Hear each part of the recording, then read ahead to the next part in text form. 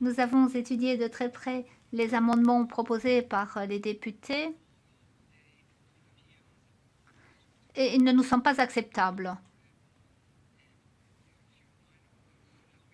à quelques exceptions près. Oui.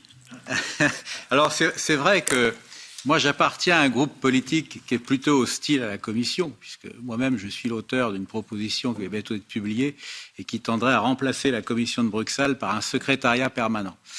Cela étant, je fais avec l'existant et donc là j'arrive vraiment plein de bonne volonté pour parvenir à un texte commun entre le Parlement, la Commission et le Conseil. Mais je dois dire que là, nous commençons mal quand même. Je voudrais rappeler à la Commission une chose, c'est que dans un premier temps, les amendements, c'est la porte ouverte à l'imagination. Et il n'a pas échappé à la Commission que parmi les amendements qui sont déposés, beaucoup sont contradictoires entre eux. Donc nous allons être obligés, c'est notre travail, de toute façon, d'écrémer, de trouver des terrains d'entente. Donc la plupart des remarques qui viennent d'être faites, elles vont trouver leur solution en interne.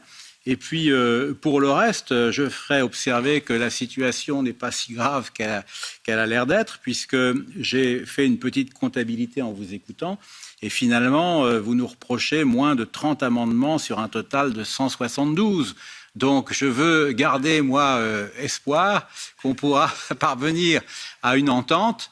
Et j'invite la Commission à œuvrer en ce sens. Moi, je suis prêt tout à fait à coopérer en attendant le jour que j'espère le plus proche possible où nous remplacerons la Commission par un secrétariat permanent. Mais même dans ce cas-là, je vous signale qu'on aura encore besoin de vos compétences pour nous aider à élaborer les lois européennes.